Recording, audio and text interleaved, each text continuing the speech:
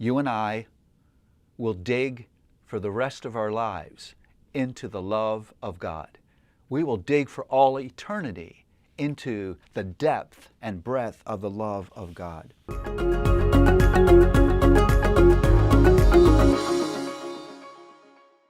It's an understatement to say that I love Ephesians.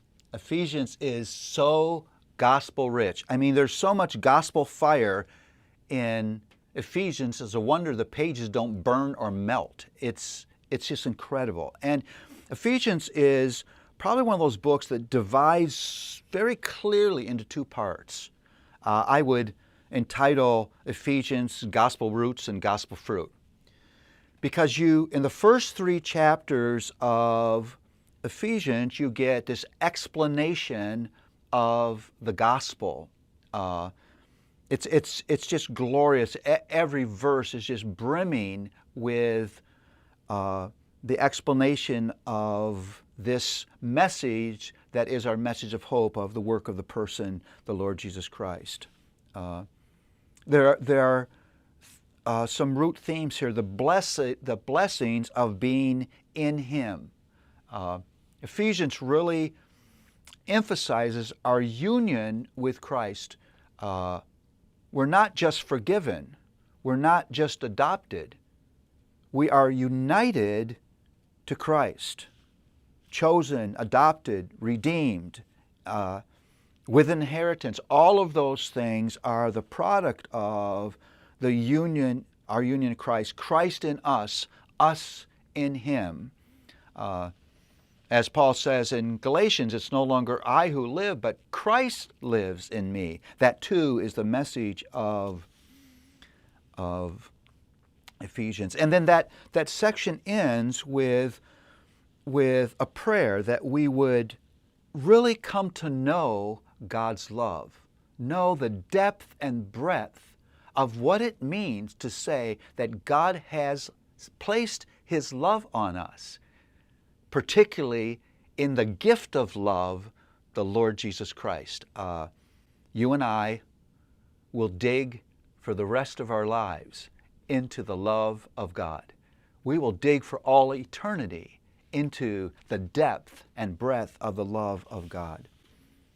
And he prays that we would be filled to full measure of God, that we would grow in grace.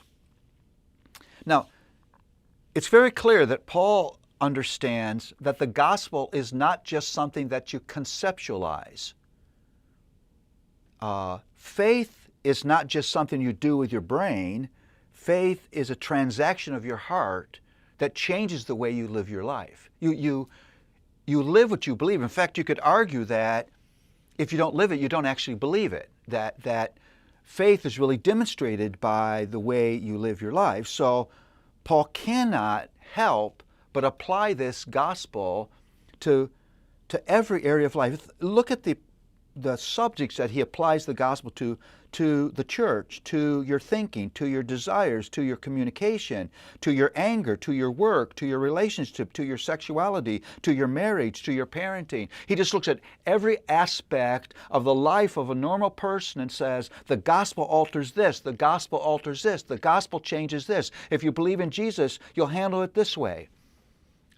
You get him tracking right down at street level, right in the hallways and bedrooms and living rooms of everyday life, right in the workplace, right in our neighborhood, what it looks like to actually live out of the gospel of the Lord Jesus Christ. That's a wonderful contribution of Ephesians. But I love how Ephesians ends.